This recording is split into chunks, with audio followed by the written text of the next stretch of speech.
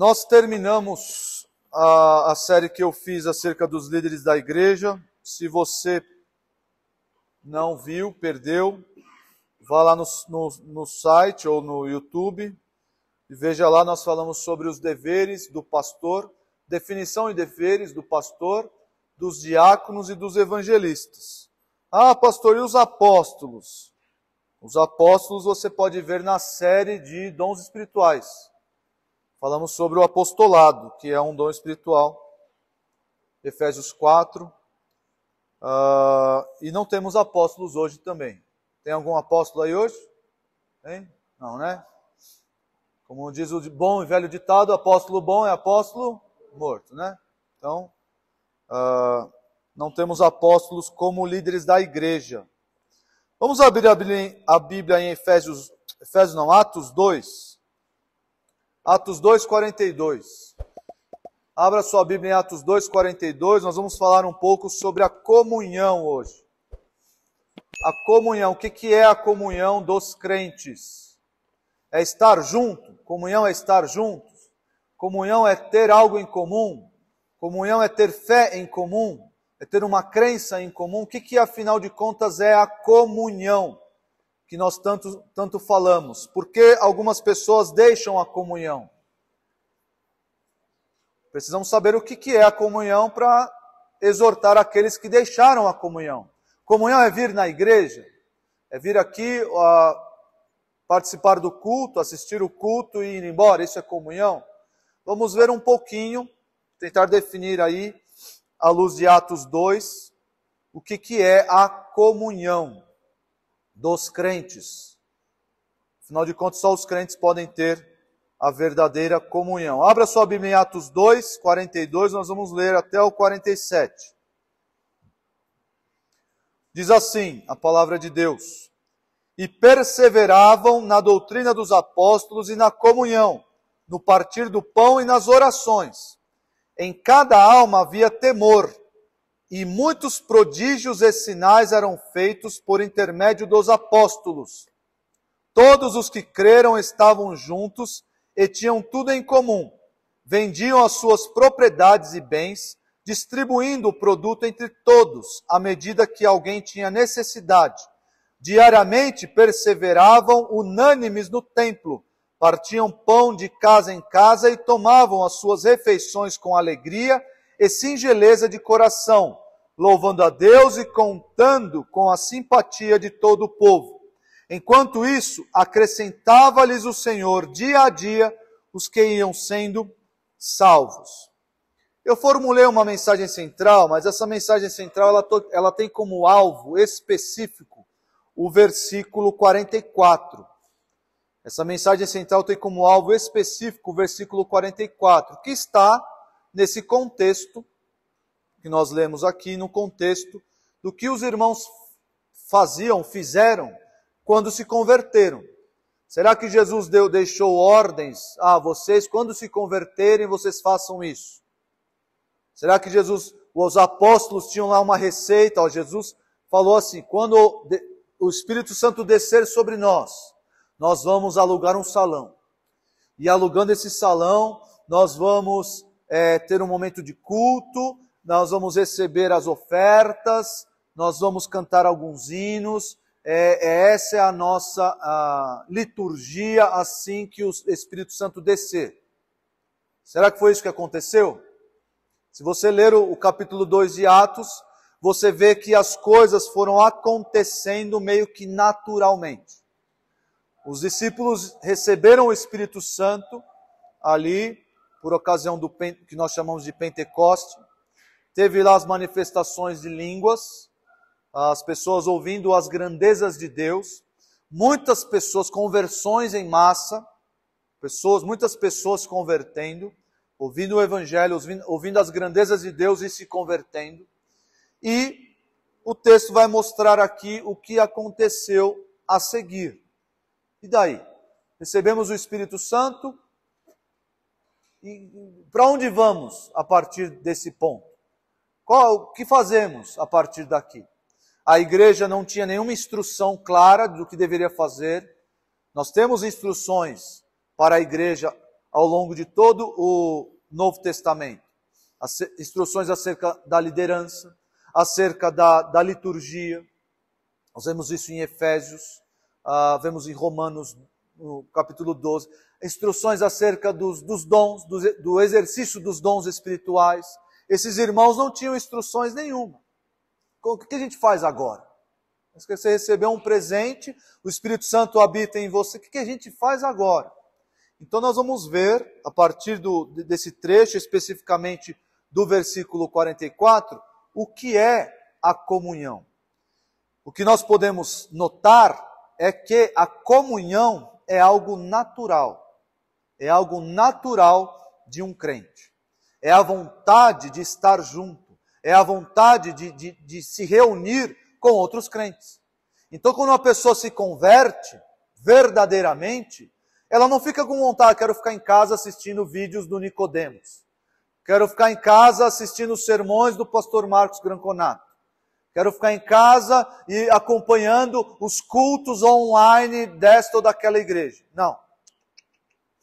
O crente que se converte verdadeiramente, esse crente tem vontade, é uma vontade natural, não do crente, mas uma vontade que o Espírito Santo faz brotar, faz nascer no coração do crente, a vontade de estar com o povo de Deus. Nós vamos ver, à luz do versículo 44, como é que se dá essa vontade. Pode colocar o slide aí, Isaac, por favor? Está lá, Atos 2,44. A comunhão dos crentes é consequência natural da conversão. A comunhão dos crentes é consequência natural, entendam aqui natural no sentido espiritual da coisa. Não no sentido natural a nós, né? Mas é uma consequência automática, é algo que vem, não tem como evitar. Se você não se converteu, disse que se converteu e não tem vontade de estar com o povo de Deus, a sua conversão ela é da China, ela é da Shopee. É uma conversão fajuta. Antigamente falava que era a conversão do Paraguai, né? Agora não dá para falar que é do Paraguai. O pessoal mais antigo sabe, a conversão do Paraguai. Agora é da China, vem da Shopee. Comprou no AliExpress essa conversão aí, que ela vem toda quebrada. É o iPhone 15, o iPhone 18 já, que você comprou na Shopee já. Nem a Apple lançou, você já tem o iPhone 18. Então é essa conversão que não existe, que não é uma conversão verdadeira. O crente de verdade tem uma vontade imensa, uma vontade dada pelo Espírito Santo de estar com o povo de Deus. Vocês veem aí, o versículo 44 diz, todos os que creram, todos os que creram estavam juntos e tinham tudo em comum. Todos. O texto de Atos, o livro de Atos vai falar que só em Jerusalém teve uma conversão de mais de 3.000 pessoas. 3.000 pessoas é muita gente. Dá para encher esse salão aqui muitas vezes, né? Aqui diz a lenda que cabem 250 pessoas nesse salão. O Paul e o Matt ficaram discutindo para se cabia mais no banco ou se cabia mais com cadeiras. Eles estavam preocupados em aumentar aqui o espaço do nosso salão. Eu conversei com eles e falei, não, a gente tem uma ideia de quebrar essas paredes e aumentar aqui, porque domingo de manhã estava bem cheio aqui, né? Estava bem cheio, estava bem lotado. E a gente preocupado, e se isso aqui crescer? Onde é que a gente vai colocar as pessoas?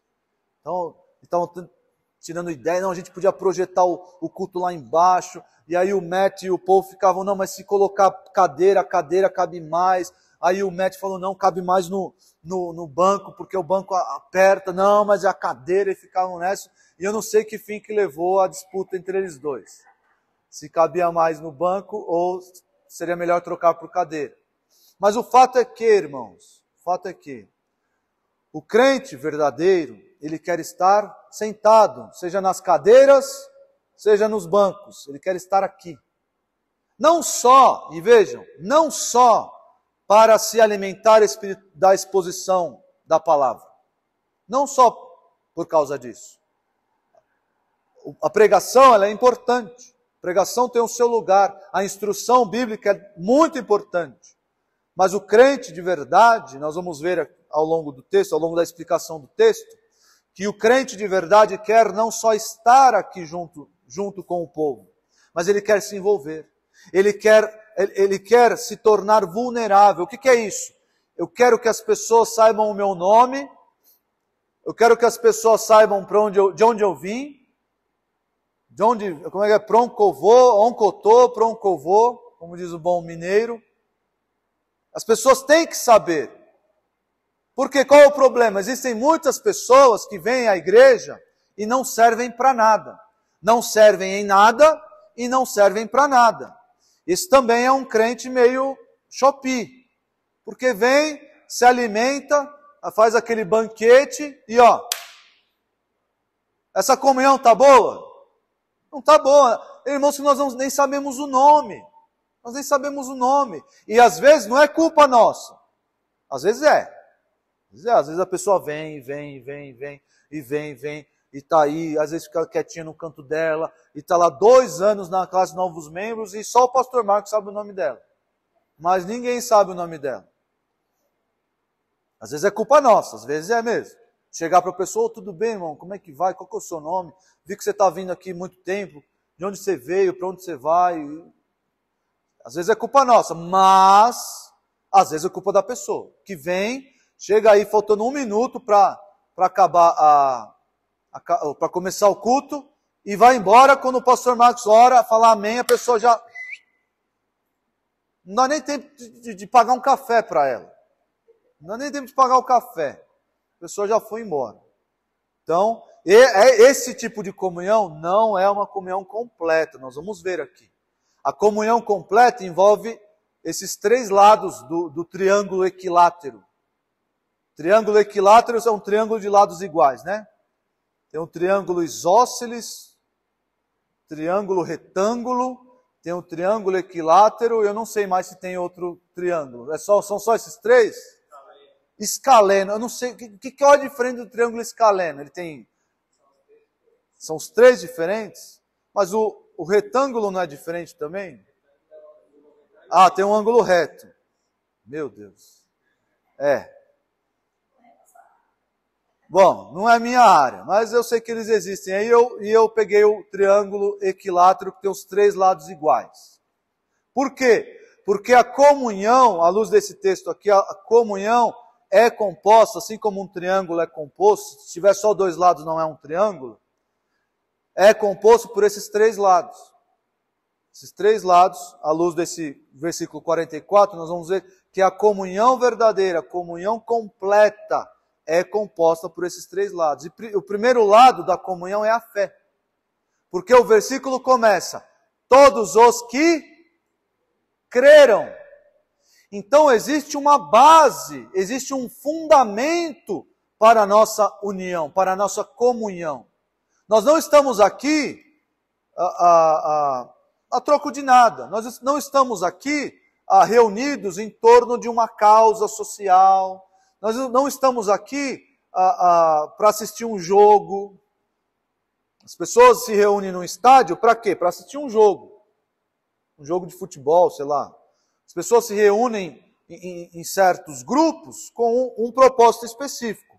E o nosso propósito aqui, o fundamento da nossa reunião, da nossa união, da nossa comunhão, é a fé. É a fé em Jesus Cristo. Nós estamos reunidos aqui porque todos nós cremos em um único Salvador. Porque todos nós temos um fundamento para a nossa união. Se vocês olharem o versículo 42, diz assim: e perseveravam na doutrina dos apóstolos. Ou seja, eles se reuniam para estudar, para falar, para ter em comum algo. O que é isso? A doutrina dos apóstolos. Eu encontro alguém, esse alguém crê no mesmo Senhor que eu creio, esse alguém professa a mesma fé que eu professo, esse tem os mesmos valores que eu tenho, isso faz entre eu e essa pessoa, faz surgir o elo da comunhão. E isso em larga escala é o que nós temos aqui. Todos nós estamos aqui porque cremos em um único Salvador. Porque cremos na mesma doutrina. Ah, pastor, eu posso ter comunhão com pessoas que creem em outra doutrina? Posso ter comunhão com os católicos? O pastor Marcos lançou aí 3 videozinhos dizendo que os católicos não são cristãos. Se você não sabe por quê, vá lá no canal do pastor Marcos, no Instagram, e entenda por que os católicos não são irmãos. Os católicos não são irmãos. Por quê? Porque a base do triângulo não é a mesma. Não é a mesma. Nós cremos em coisas diferentes. É aquela história. Se a pessoa crê em Jesus mais alguma coisa, você está em outra base. É outro lado. Não é um triângulo da comunhão verdadeira. Então, se eu posso ter comunhão com um espírita, posso ter comunhão com um muçulmano? Não posso. Não posso nesses tempos de guerra, né? De guerra. Não posso ter comunhão. Por quê? Porque esse lado do triângulo da comunhão não está aperfeiçoado. É o lado da fé. Agora uma pergunta para vocês, uma pergunta capciosa. Capciosa. Posso ter comunhão com presbiterianos? Sim ou não? Sim ou não? Posso, claro. Cremos no mesmo Salvador. As questões secundárias é que nós divergimos. Mas a base é a mesma. Certo? Vamos lá, vamos apimentar essa pergunta. Eu posso ter comunhão com arminianos? Sim ou não? Tem uns aí que já estão na dúvida já. Posso ter comunhão com arminianos? Posso. Claro que posso. Arminiano verdadeiro, ele crê na salvação em Cristo e em Cristo somente. A divergência fica por conta da dinâmica da salvação. Como a salvação opera, ou se é operada no crente. Essa é a divergência. Vamos engrossar esse caldo aí. Posso ter comunhão com pentecostais?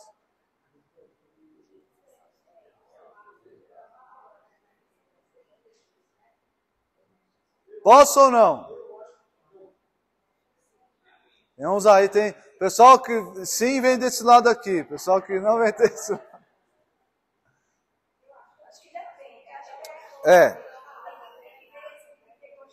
É assim, irmãos. O que aconteceu? Se você for confrontar um pentecostal acerca dessas questões, eles vão dizer que eles creem em Jesus como Salvador, que eles pregam a salvação em Cristo, que eles creem em Jesus e em Jesus somente para a sua salvação, creem no arrependimento dos pecados e tudo mais. De fato, em muitas igrejas pentecostais, esse evangelho ainda é pregado. Contudo, em inúmeras igrejas pentecostais, o que está acontecendo? O evangelho verdadeiro está se tornando secundário. Porque o que está prevalecendo acima do evangelho? As experiências.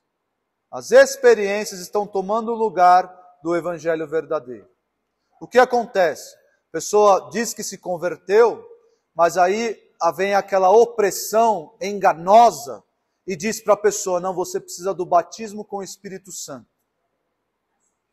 Você precisa do batismo com o Espírito Santo, senão você não pode ser líder, você não pode ser presbítero, não pode ser obreiro. E as pessoas ficam naquela opressão do batismo com o Espírito Santo e que nunca vem. Ou que as pessoas se enganam. Porque as pessoas querem, o coração do homem é corrupto. E as pessoas querem o cargo, quer a posição de destaque, o que elas fazem? elas invertem. Elas buscam a experiência e inventam lá que falaram em línguas e rodopiaram e nunca se converteram. Nunca se converteram.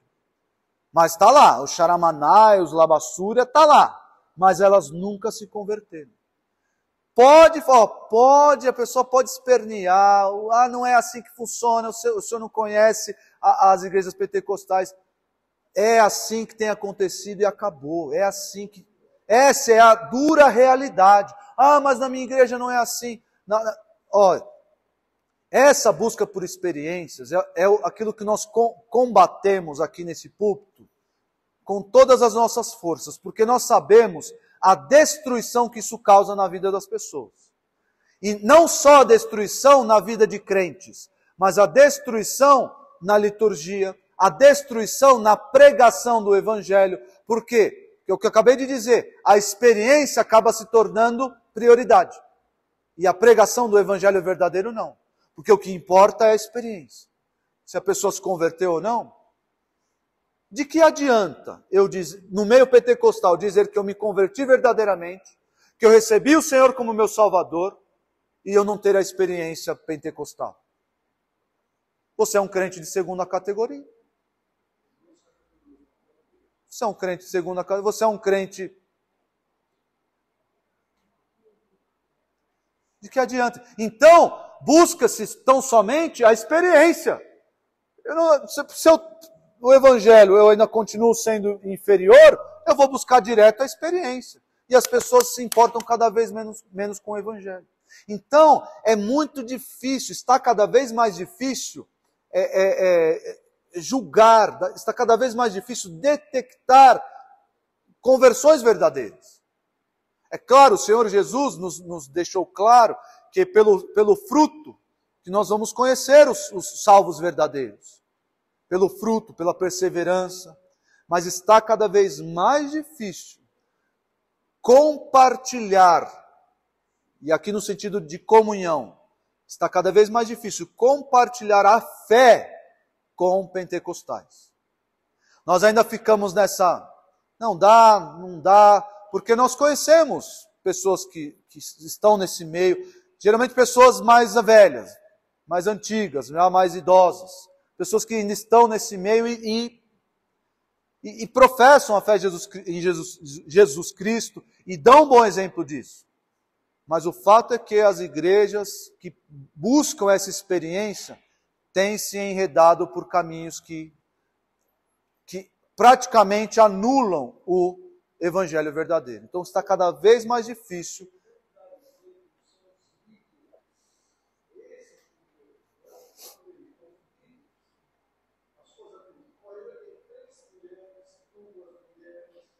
Pois é, e tudo debaixo dos panos. Tudo debaixo... O Antônio está falando aqui dos escândalos, né, de imoralidade dos líderes nesse meio. Não que não tenha nos outros meios, nas outras denominações, enfim. Tem escândalo de imoralidade em todo lugar, mas nós vemos com mais recorrência. Por quê? Porque é tudo um grande teatro. É tudo um grande teatro. Charamanaias, Labassuri Cântara, isso tudo é um grande teatro. Lá, e a pessoa lá, e consagrada lá, e faz a... É tudo um grande teatro. Então, se fosse para dizer, podemos ter comunhão, está cada vez mais complicado. Podemos sim, podemos, mas eu acho que as pessoas, Deus tem tirado os crentes desse meio, aos poucos. Deus tem tirado, a nossa igreja é exemplo disso. É exemplo disso. Inúmeros irmãos que vieram desse meio, por quê? Porque estavam morrendo de fome. Morrendo de fome espiritual. Porque esse meio não se preocupa com a vida espiritual, se preocupa com as experiências. E isso aqui. E a experiência não é base para a nossa comunhão. A experiência não é base para a nossa comunhão. E rolar, e deitar, e gritar, e aquelas...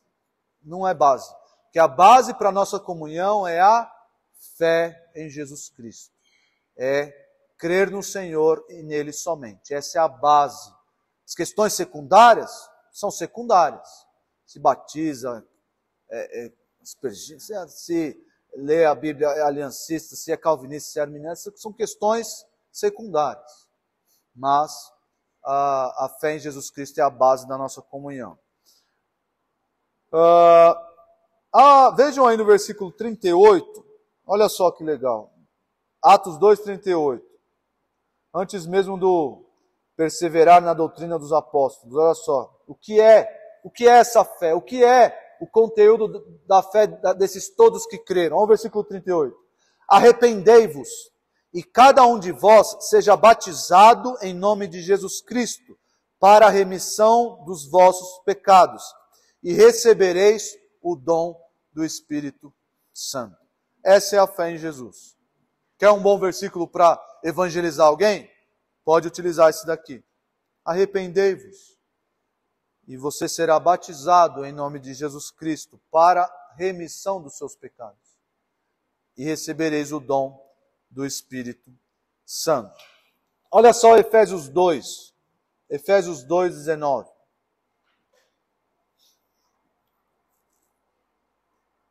Efésios 2:19. Estamos aqui falando do conteúdo da nossa fé.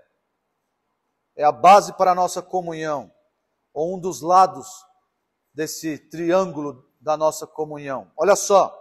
Assim já não sois estrangeiros e peregrinos, mas concidadãos dos santos, e sois da família de Deus, edificados sobre o fundamento dos apóstolos e profetas, sendo Ele mesmo, Cristo Jesus, a pedra angular, no qual todo o edifício bem ajustado cresce para o santuário dedicado ao Senhor, no qual também vós juntamente estáis sendo edificados para a habitação de Deus no Espírito.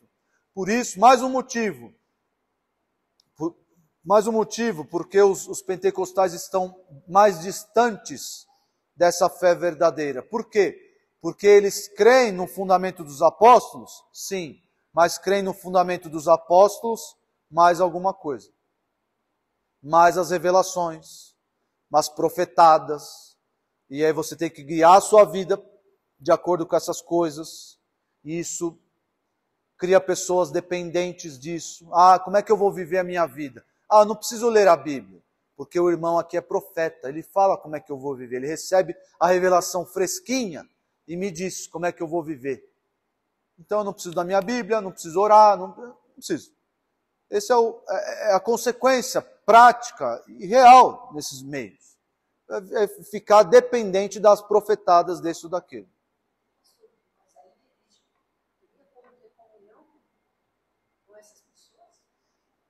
Ter comunhão com essas pessoas? Então, é o que eu estou dizendo. A pessoa, esse meio está se distanciando cada vez mais. Por quê? Eles professam crer no fundamento dos apóstolos e profetas, que é a palavra de Deus. Nós somos edificados neste fundamento, que é a palavra de Deus, é a Bíblia. O problema deles é a suficiência da palavra. Ele não é suficiente. Pois é, a nossa comunhão está... Você crê na palavra? Creio. Opa, irmão, que bênção. Mas eu creio em outras coisas também. Você crê na irmãzinha lá que recebe a revelação de Deus? Eu creio. Você crê lá no profeta, não sei da onde, lá Não dá, irmão, você está anulando, você está minando a suficiência das Escrituras.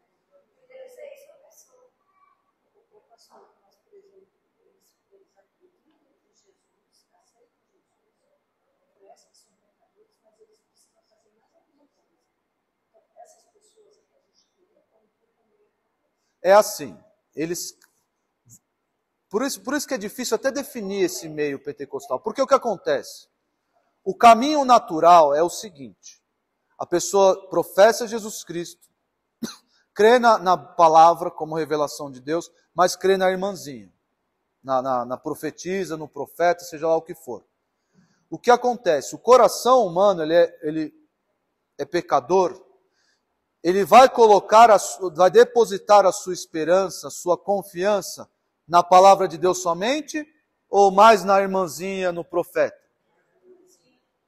Então, o que acontece? A pessoa vai cada vez mais no profeta, profeta, e abandona a Escritura.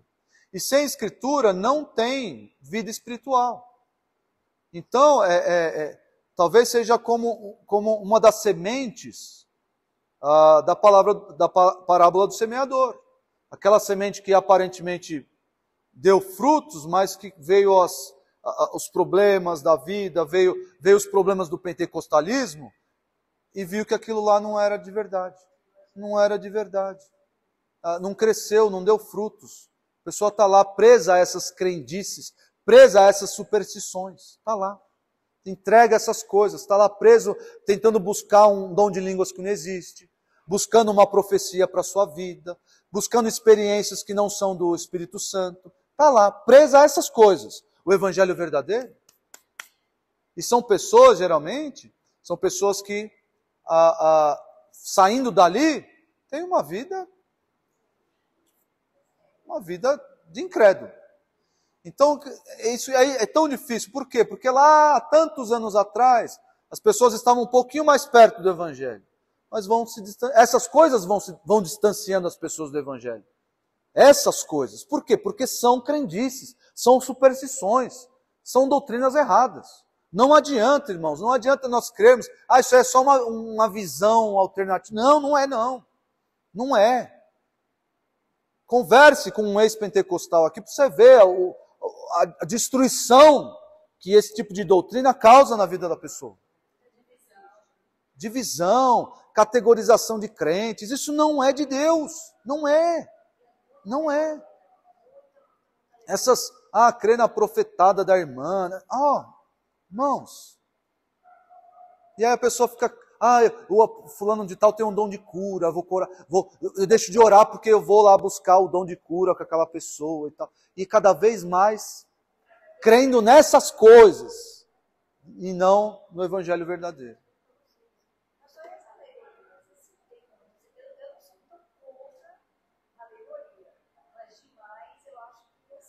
Depende. Depende se afeta. Assim, agora estamos falando de dogmas de fé, né? De confissões de fé. Depende se as alegorias não afetam os dogmas, né? As confissões de fé. Às vezes uma pessoa olhar para um texto e alegorizar, isso não necessariamente tira ela da nossa comunhão, né? Não tira da nossa comunhão, mas é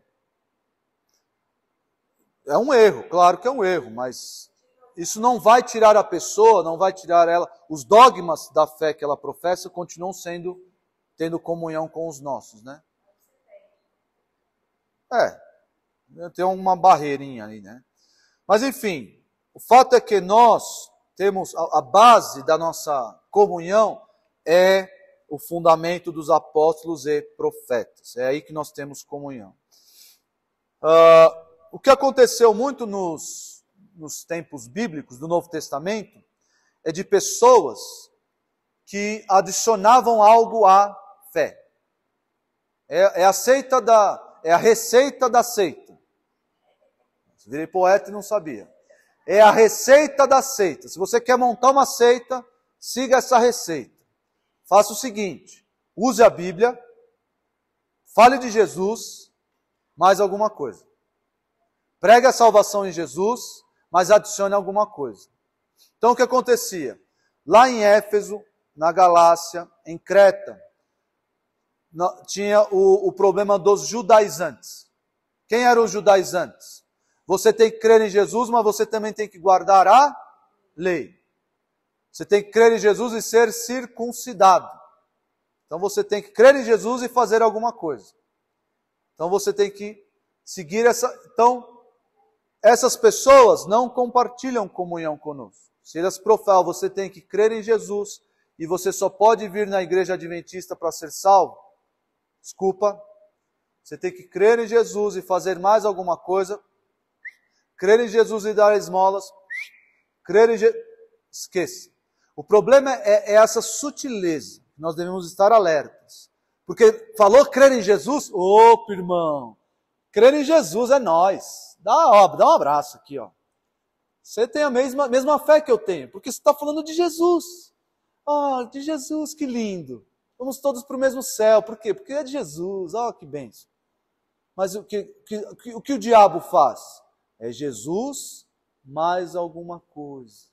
É Jesus mais esta igreja. É Jesus mais a obras. É Jesus. E isso nos deixa enganados, confusos. Porque, mas peraí, aquela pessoa está falando de Jesus. Mas tem mais alguma coisa. Então nós não podemos ter o medo de rejeitar essas coisas. Porque não, mas ele também está pregando Jesus. Sabia o que o adventista prega Jesus? O adventista prega Jesus. É uma bênção. Prega Jesus. Mas tem mais algumas coisas. E esse não é o evangelho verdadeiro. O que o apóstolo Paulo disse lá em Gálatas? Se vier um anjo do céu e pregar um outro evangelho, ah, que bênção, irmão. Dá um abraço aqui. Ah, não, deixa ele pregar, porque está pregando o evangelho. Que bem. É isso? Se vier um anjo do céu e pregar um outro evangelho, que seja anátema, maldito. E nós não podemos ter medo de falar, ó, que você prega, você com a sua mensagem, você segundo a palavra de Deus é anátema, você é maldito, porque você prega um outro evangelho. É isso. É isso. Vamos caminhar. Segundo lado aí, o segundo ângulo da comunhão é o convívio. Onde está isso no texto? Nós vimos aí que um lado do triângulo é todos os que creram, é a fé, e o outro lado é o convívio, que está aí, ó, estavam juntos. O que é isso, estavam juntos? Eles estavam juntos em um só pensamento, é isso? Estavam juntos em um só amor. Ah, que lindo. Estavam juntos ali, é a Igreja Universal de Jesus. É eu aqui, o Paul Shirley lá nos Estados Unidos, estamos juntos. Ah. É isso? Não, não é isso. Por mais que nós estejamos juntos em um só Senhor, em um só Espírito, nós e a igreja do Paul Shirley, a igreja do Matt Borgstrom, nós estamos juntos em um só Espírito, estamos, mas aqui o texto quer dizer que nós estamos juntos no convívio. Convívio. Nós estamos juntos fisicamente. Essa é a ideia. Não dá para ser igreja em casa. Não dá para ter comunhão com vídeos de internet. Não dá para ter comunhão com culto online. Não dá. Não dá. O problema, a pandemia ela serviu para muitas coisas. Serviu para muitas coisas boas e algumas coisas ruins. Os efeitos, né? Não os efeitos da doença em si, mas os efeitos. Teve o home office, agora criaram o home office. Para alguns é excelente, para outros nem tanto. Eu adoro. Se bem que o meu home é o meu office, então não tem muita diferença. Mas para algumas pessoas foi uma oportunidade maravilhosa de poder almoçar em casa, com os filhos, com a esposa, de não ter que passar 2, 3 horas na condução todos os dias. Está ali, acordou 5 para as 9, liga o computador, 9 horas já está lá. Isso aí, vai. 18 horas, fecha o computador, já está no sofá de casa. Olha que bênção. Muitas coisas boas vieram da pandemia, sim. Mas, muitas coisas ruins. Por quê? A igreja teve que fechar por um tempo. Algumas igrejas fecharam por um tempo. E os crentes, alguns crentes, na verdade só floresceu o que já estava lá, né? Alguns crentes se acomodaram na virtualização da sua fé, na virtualização da sua comunhão.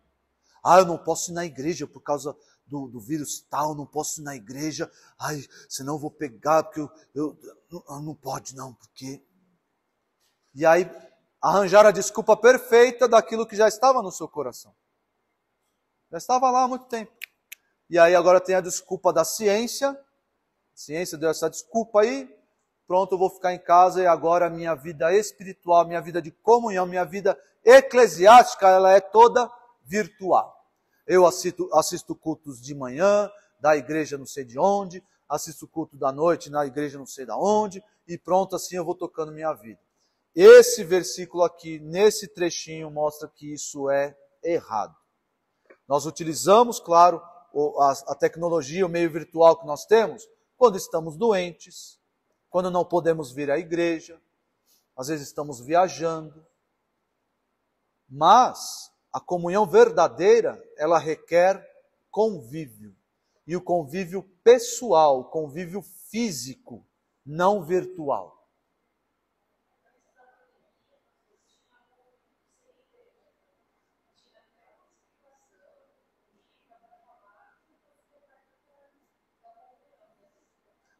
Esse movimento tomou força, né? O movimento dos desigrejados. Os desigrejados. O erro, o mal e o erro sempre encontra base bíblica.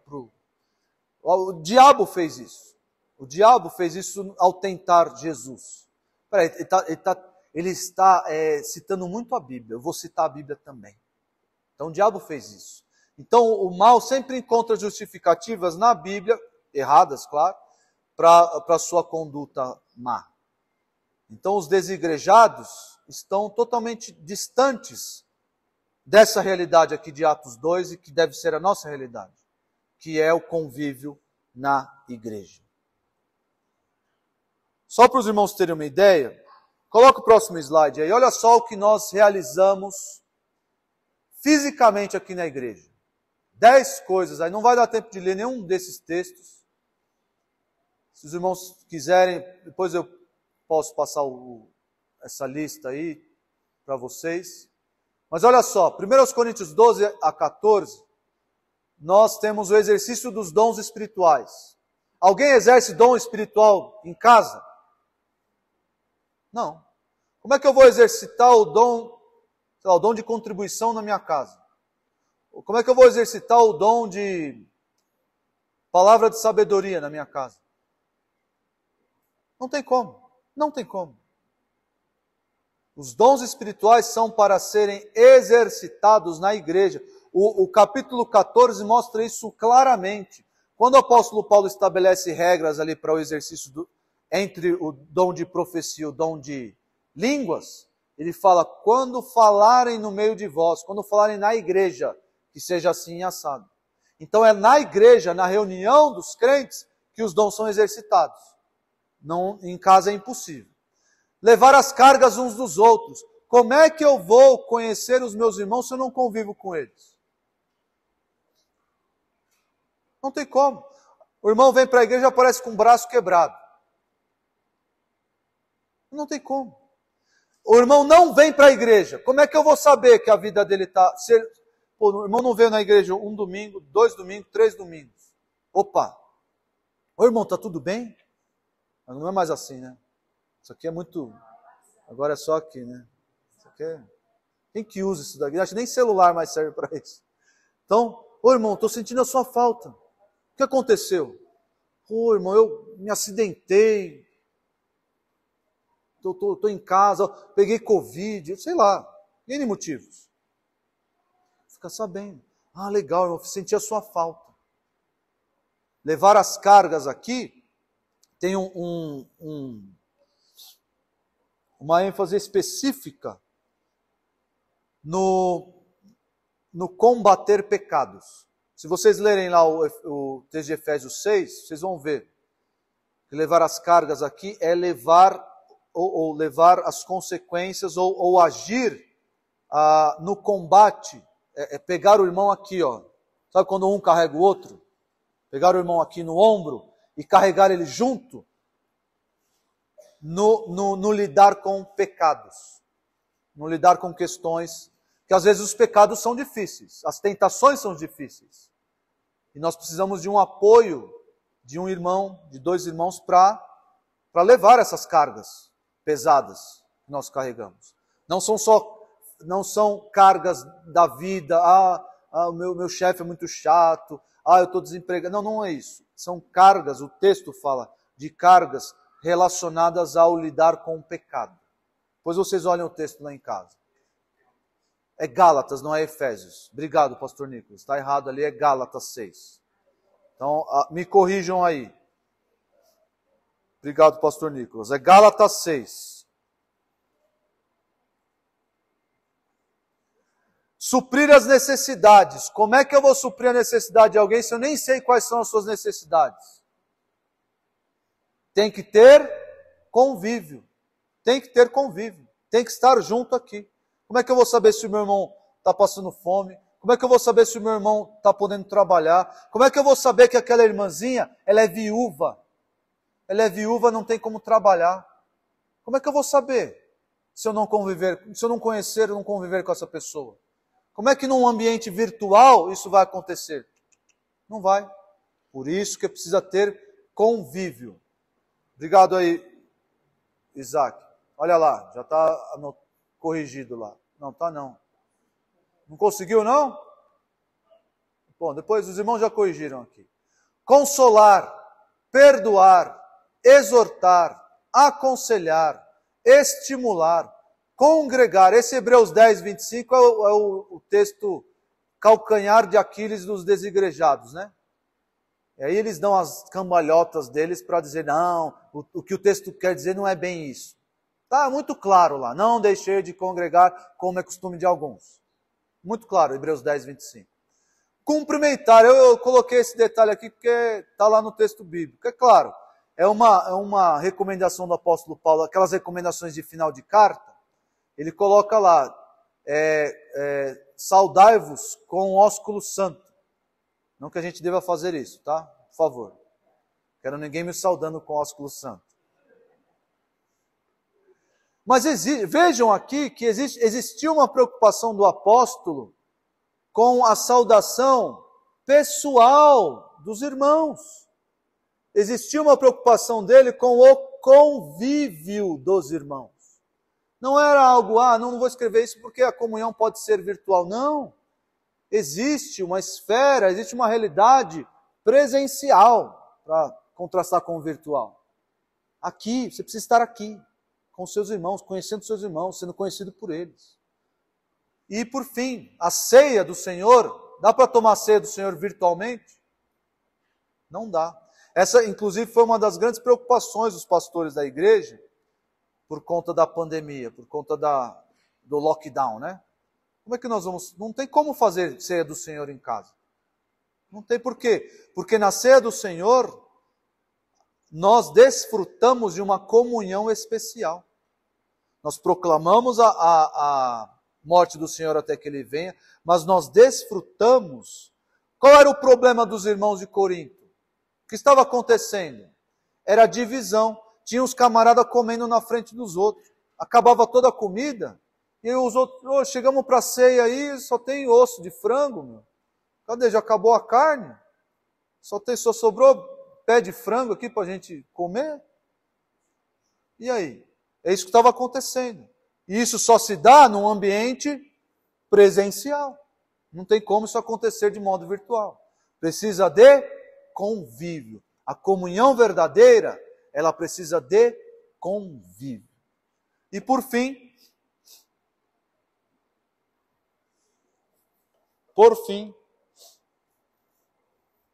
a comunhão verdadeira, a comunhão que é consequência natural da conversão, ela requer, como é que eu coloquei? Comunhão, né? Na verdade, essa comunhão aí é uma ideia de comunidade. É a ideia de comunidade. É que eu coloquei comunhão, eu vou explicar para vocês. A comunhão no sentido estrito. A comunhão da mensagem central é aquela comunhão no sentido amplo. Essa comunhão é ter tudo em comum, que é o que o texto diz. Volte lá para Atos 2,44, vocês vão ver o que é essa comunhão, que é ter tudo em comum. É a koinonia.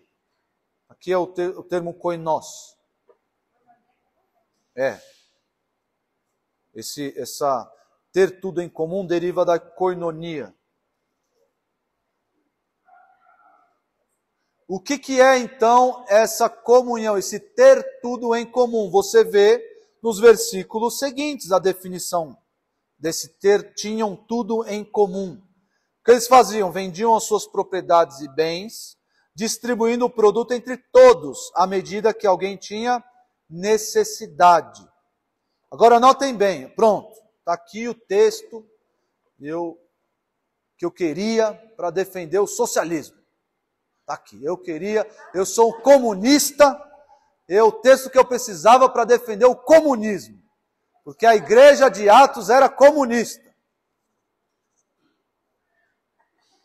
É isso? Claro que não. Claro que não. Primeiro que isso não acontecia no ambiente do Estado. Não era o Estado que provia para o povo. Para os crentes ali, né?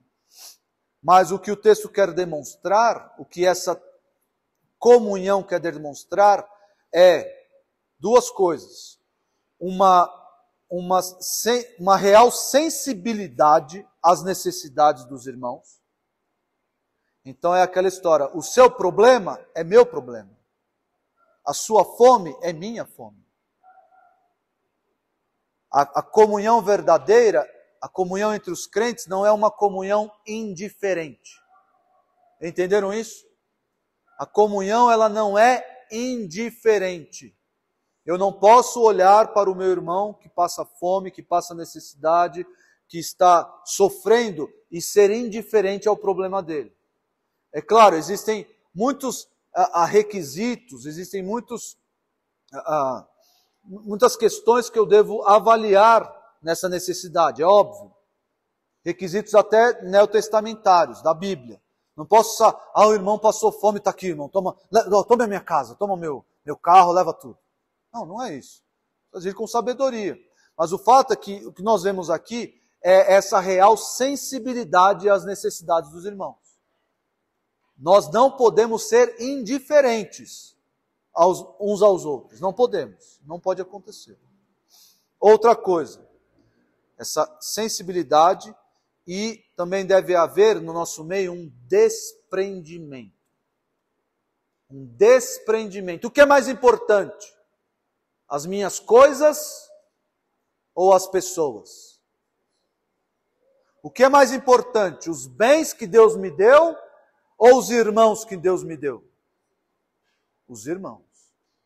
Então eu tenho que ser alguém desprendido dos meus bens para que, havendo a necessidade, vender, dar do meu bolso. Está aqui, ó. O que você precisa. Isso é ter tudo em comum. O que é meu é de vocês. O que é meu é para o uso de vocês. Eu não posso ser alguém sovina, ganancioso, apegado às minhas coisas sem... aqui na minha casa ninguém entra, aqui ninguém mexe nas minhas coisas. No meu carro eu não dou carona para ninguém no meu carro. Aquele irmão, ele vem lá da Jova Rural, com o pé cheio de barro, eu não vou botar ele dentro do meu carro, mas de jeito nenhum. E levar ele na Jova Rural, Guarulhos, nem pensar.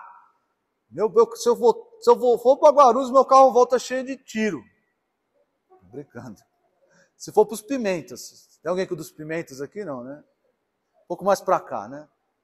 Então, eu não penso assim, a pessoa ela é desprendida. Irmão, entra aqui no meu carro. Onde é que você mora? Eu moro em Carapicuíba. Bora. Vamos lá. Segura na mão de Deus e vai. Mas é esse desprendimento às coisas materiais. Porque o que importa são os irmãos, é o bem-estar dos irmãos. É a comunhão que importa, muito mais do que os bens materiais. Essa é a comunhão verdadeira. Uma comunhão onde há desprendimento e há uma real sensibilidade à vida e às necessidades dos irmãos. Ao ponto de, se necessário, eu vender os meus bens para que os outros irmãos, as necessidades dos irmãos sejam supridas. Essa é a explicação para ter tudo em comum. Isso aparece também lá no capítulo 4, acho que é o versículo 32, salvo engano.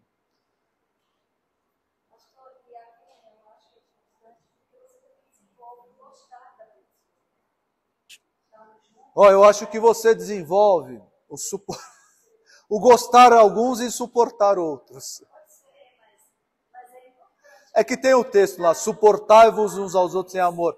É que o suportar ali não é, nossa, eu te suporto, não é isso. É de dar suporte, né?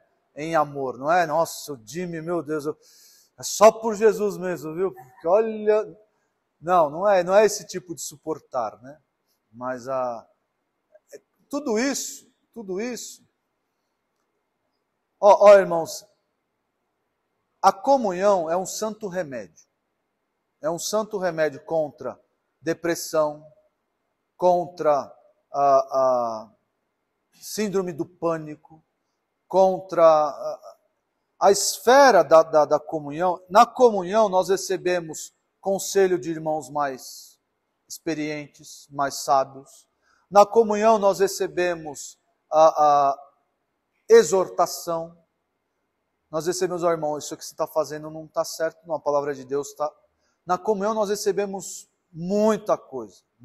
É a esfera em que Deus escolheu para recebermos exortação, ensino. Se nós estamos longe da comunhão, amizade... Na comunhão os jovens recebem esposas, maridos. É na comunhão que essas coisas acontecem. Se não for aqui, na comunhão, vai ser aonde? Lá no mundo? Vai ser no trabalho? Vai ser na escola? Não vai. Na comunhão nós recebemos tudo que precisamos, tudo que temos.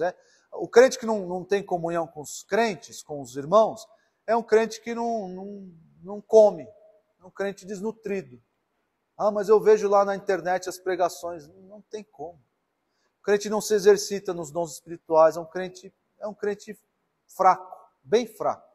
É um crente que não recebe os nutrientes. Logo esse crente vai ter um problema mais sério, mais grave. Então, um crente desigrejado não existe.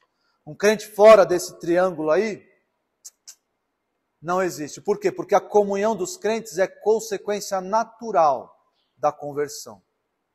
Você pode ter uns problemas ou outros, não quero ir para a igreja, estou meio... Mas é fase.